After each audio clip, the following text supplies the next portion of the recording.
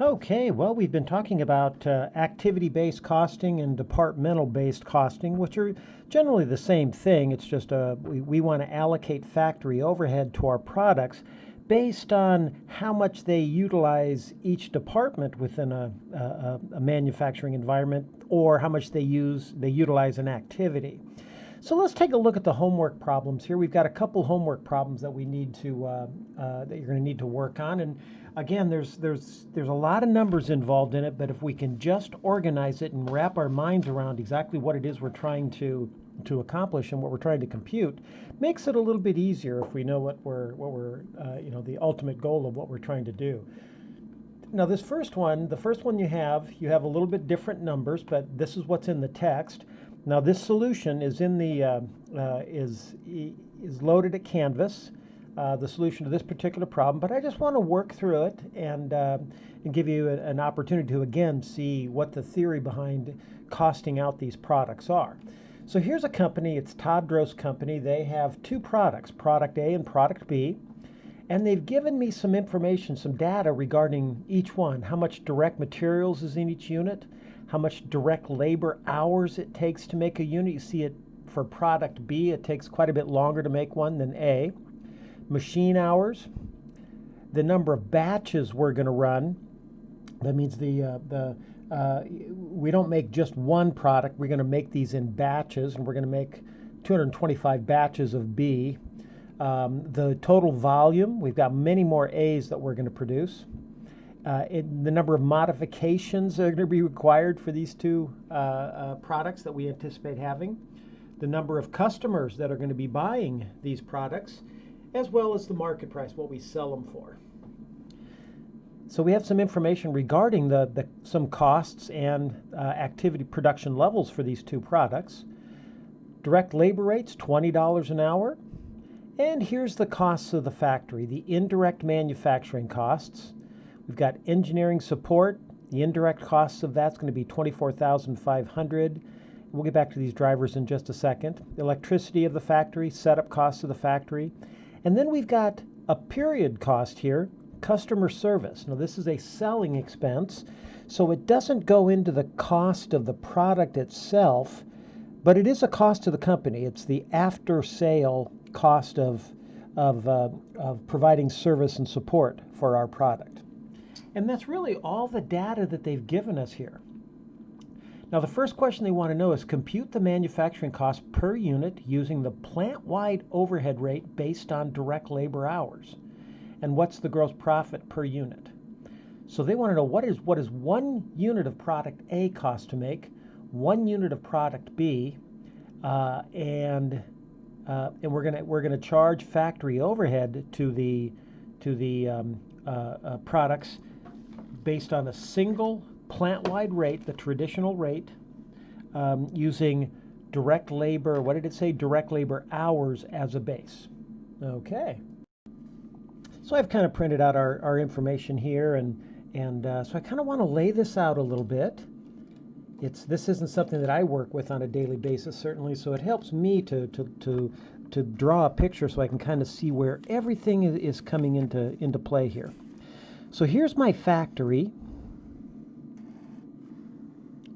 This is my factory, and the total factory overhead of the factory are these 3 items right here. This is the indirect manufacturing costs, and they add up to $111,000. That's the factory overhead of the entire factory. And then I have a period cost after the fact, now a selling expense, and that's $81,000. That's what it costs to provide support for my products after I sell them. That's not a manufacturing cost. It is a selling expense. It's over here, going back a couple chapters. It will not flow through the work in process and finished goods to cost of goods sold. I just expense that immediately. But we're going to use that in a few minutes. Now, it said that it wants us to compute the cost per unit for a unit of A and a unit of B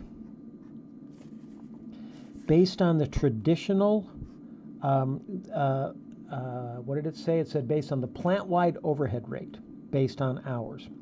Okay, well, if I'm going to come up with a plant-wide rate, there's going to be one factory overhead rate. And that's going to be the factory overhead of $11,000. And we want to divide that by the total direct labor hours that I expect to have. Total direct labor hours. Now, how many direct labor hours do I plan to have? Well, notice that I'm going to make 10,000 units of A, and each one's going to take 0.3 hours. So that's 3,000 direct labor hours to make the A's. And I'm going to make 2,000 B's. Each one takes 1.6 hours, so that's 3,200 direct labor hours to make the B's. Again, they just told me how many units I'm going to make and how many direct labor hours it takes to make each one. So how many total direct labor hours will there be? 6,200 direct labor hours. Recall that using the traditional plant-wide rate, we're going to come up with a rate. We're going to spread our factory overhead over some basis, and they told us to use direct labor hours. So I calculated total direct labor hours.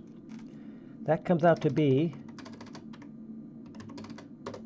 $17.90 per direct labor hour. $17.90 per direct labor hour.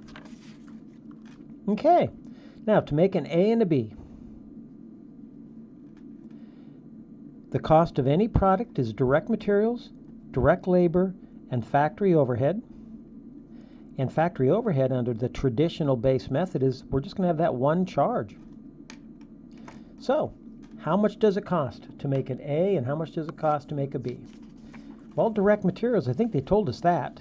Direct materials for an A and B, $15 for an A, $24 for a B, maybe a higher quality product.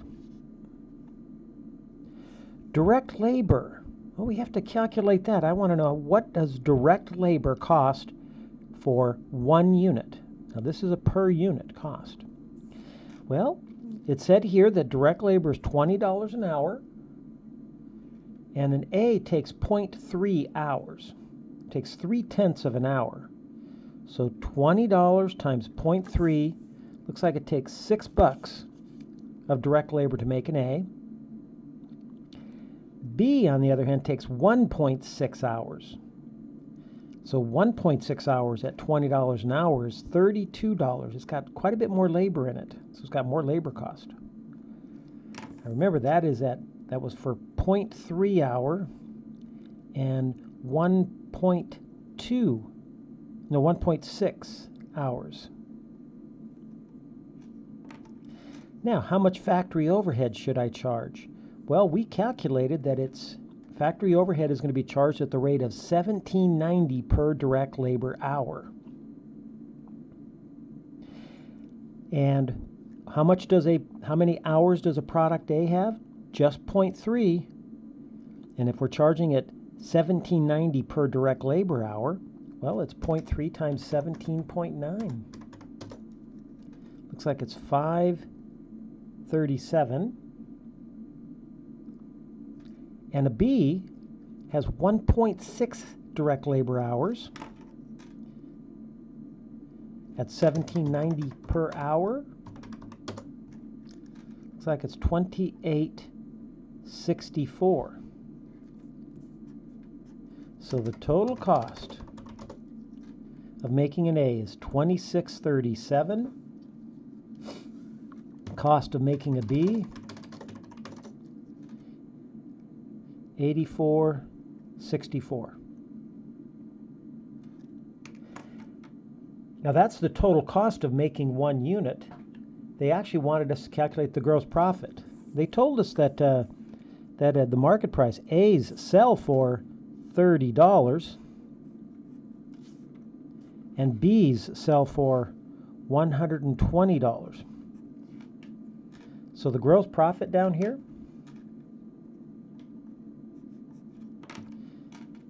A sells for $30, costs $26.37. Gross profit is what? $3.63. How about a B? Sells for $120, costs $84.64.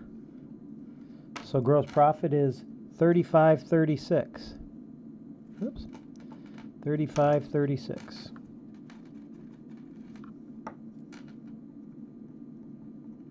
That is the sale price minus its cost. That's the gross profit I'm making on it. Now that's what they wanted to know in part 1. Compute the manufacturing cost per unit using the traditional plant-wide rate based on direct labor hours. What's the gross profit? Okay. Now here's where it gets a little bit tricky in the homework problem. Is in part 2. It says how much gross profit is generated by each customer of product A, and how much gross profit is generated by each customer of product B. What is the cost of providing customer service to each customer? What information is provided in this comparison? Okay, now think about this. It said how much gross profit is generated by each customer of an A and of a B. So let's go back to our example down here. Don't let me get you seasick.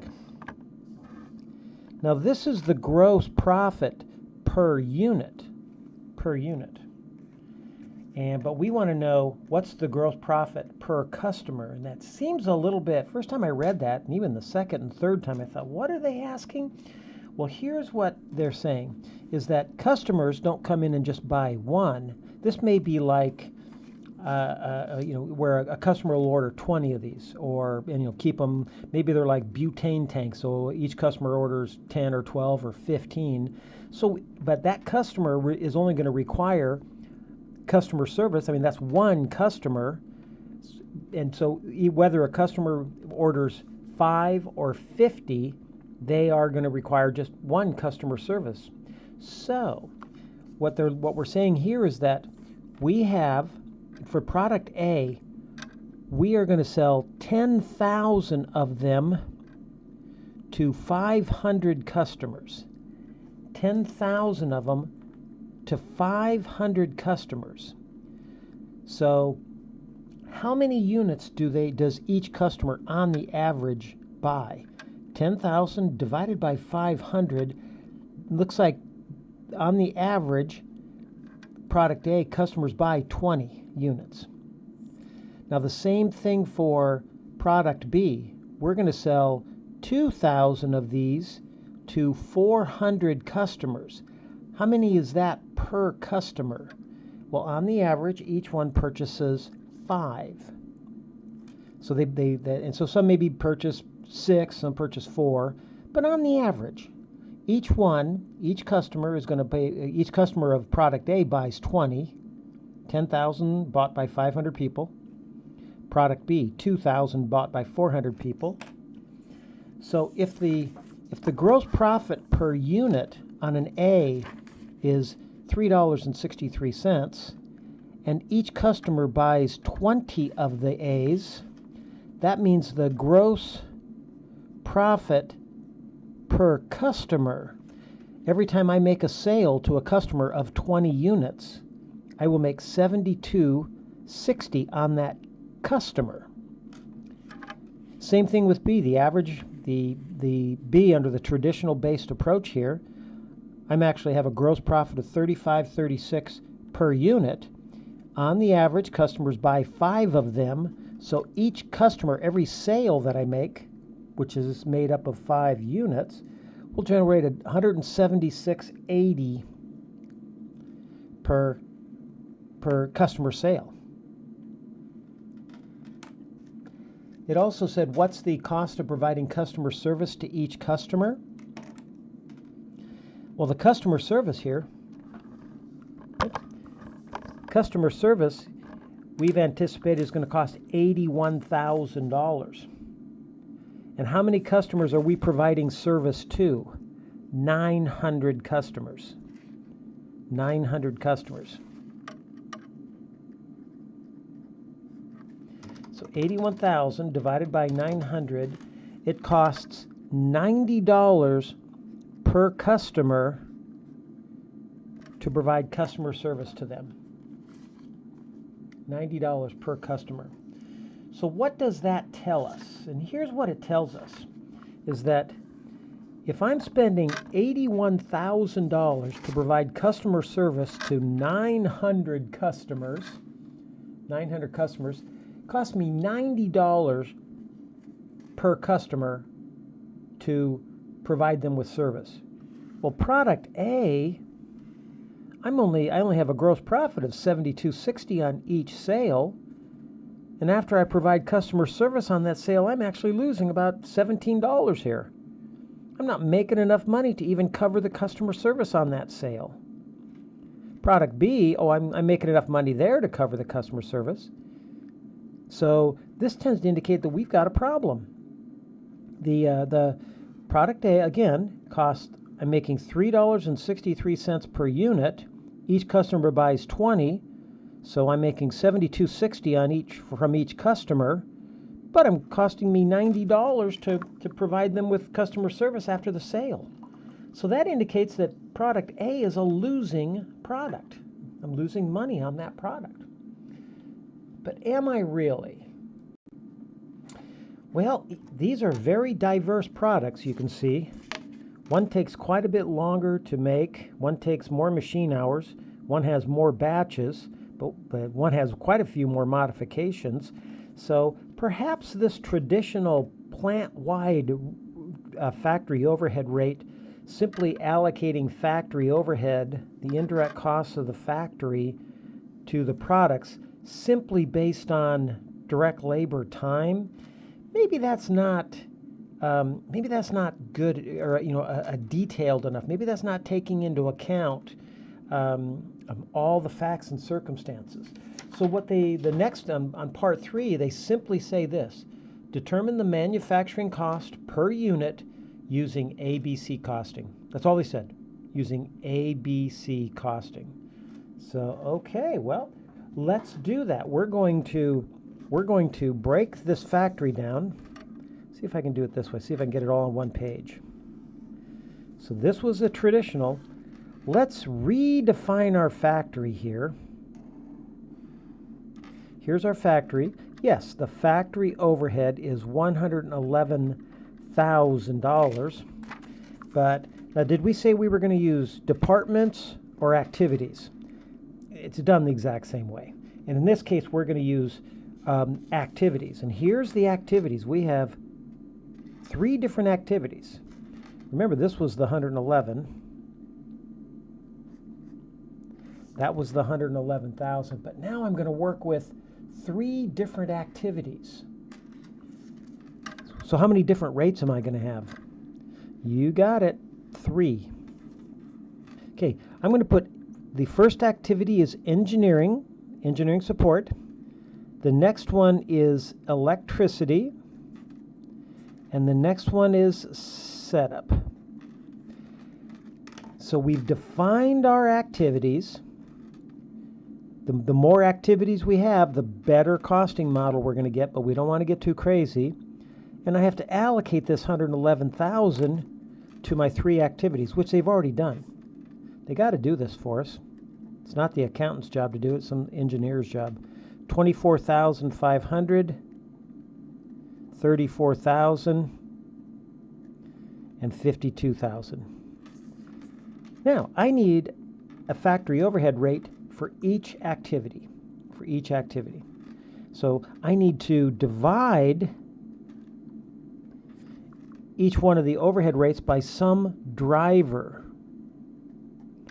by some quantifiable driver, to come up with a rate for that activity. Now here they've told us what it is. Notice it here, it does say driver. And the driver here is, now for the very first one, it's engineering modifications, which makes sense. Engineering support, what does engineering do? Engineering provides modifications, and it's going to cost $24,500 to provide the necessary modifications this year. The question then becomes, well, how many modifications do we plan to have? We plan to have right here. 60 modifications. 60 modifications. So it's going to cost me $24,500 to do 60 modifications. How much is that per modification? That comes out to be, let's see. Nope, I'm sorry, it's 70. My mistake. I was going to say that came out to be a weird number. This is 12 and 58 is 70. 24,500 divided by 70, that's $350 per mod. Does that make sense? It's going to cost $24,500 to do 70 modifications. That's $350 per modification. How about electricity? Electricity is going to cost $34,000. Now they wanted to tie that to something. What drives electricity? What drives it? Maybe square footage of the business. In this case, they just said they think machine hours. The machines are plugged in. That's what's drawing electricity. The more machines we run, the more electricity it's going to be, which seems to make sense. Okay, and they told me right here, machine hours.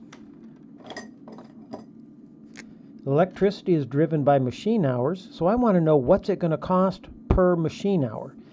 And here's the machine hours they told me. Machine hours. So I'm going to have to calculate it. How many machine hours do we plan to have? Well, in product A, it takes 0.1 machine hour for each unit. So that's going to be 1,000 machine hours. 10,000 units at 0.1 per unit, that's going to take 1,000 hours.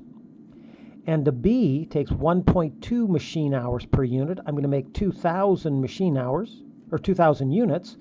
So that's 2,400 machine hours for the Bs. So it looks like I'm going to have a grand total of 3,400 machine hours. Okay.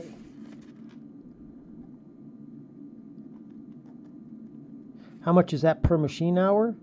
That's $10 per machine hour.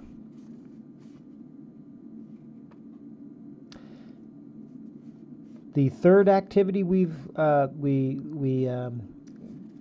identified is setup costs, setting up machines to run a batch. And so what drives the machine or the setup costs? Well, the number of batches. Every time I run a batch, I've got to set up the machine for that batch. So it seems logical that the setup costs would be driven by the number of batches. So the question becomes, it's going to cost me $52,500. And how many batches is that going to encompass? It's going to encompass 125 for the A and 225 for the B. That's 350 batches. That's one of the powers behind ABC costing, is that I'm not limiting myself to tying factory overhead into just direct labor. I'm tying it into some quantifiable driver. Did I say 350, right? I don't know why I put 340. 350 batches. So that comes out to be 52,500 divided by 350 is $150 per batch. Okay, so now I'm going to charge. I want to calculate out how much going to an A and a B. Actually, I want to... Oh, that's okay. We're going to do this. Factory overhead being charged to A and B. Now we're going to do this in total because we're calculating out how much the grand total is. So we said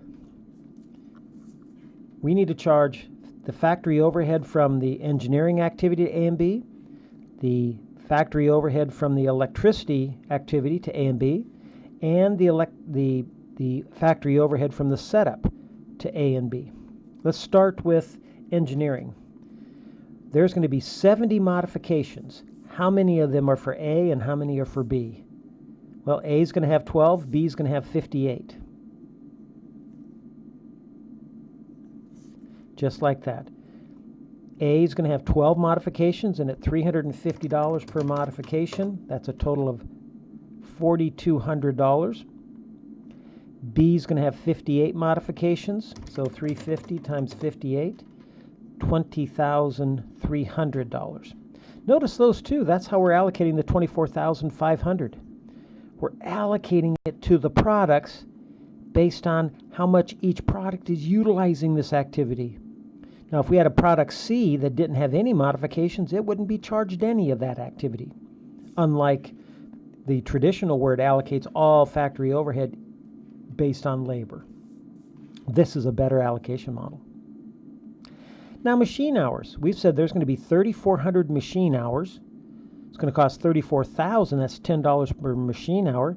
Well, how many of those 3,400 are for the A's? That's what we calculated here. It's going to take 3,000 hours. No, I'm sorry. That's what we calculated here in the green. It's going to take 1,000 hours for the A's and 2,400 hours for the B's. That was this 3,400 that we calculated in total. So at $10 an hour, 1,000, that's $10,000. And 2,400 hours at $10, that's $24,000. Notice that that's my $34,000 allocation based on how many machine hours each product's going to take. Now, setups.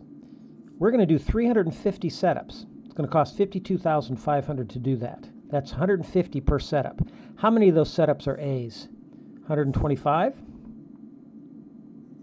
And the other 225 are B's. See how it kind of comes around? First we start with the total cost, and then we add up how much everybody's going to use, come up with a rate, and then use that to reallocate the cost back to the products. 125 setups at 150 per setup, $18,750. 225 setups times 150, $33,750. That is the $52,500. Now we can allocate. You know what? I think you probably saw where I made this mistake. That's $111,000.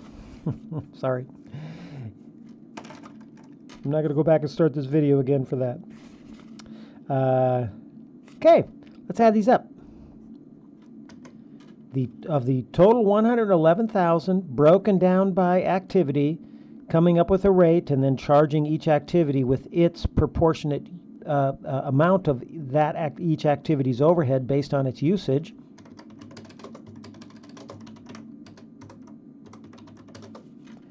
This comes out to be a total of $32,950, and B is $78,050. Yeah, that's the 111,000 we're allocating to each one. Now that's in total. Let's divide it by the number of units. How many units of A's are we going to have? Where did it say? Volume, 10,000. That's, what is that? That comes out to 3.295 or 330 per unit factory overhead. And how many units of B's are we going to have? 2,000. 78,050 divided by 2,000 comes out to be 39.03. That's a little different than what we had up here. It's a little bit more to the B, a little bit less to the A. That's the factory overhead per unit. Allocating factory overhead by activity. Let's add the direct materials and the direct labor. Same thing, there's no change there. 15 and 6. 24 and 32. For a grand total of 2430, right? And this adds up to 95.03.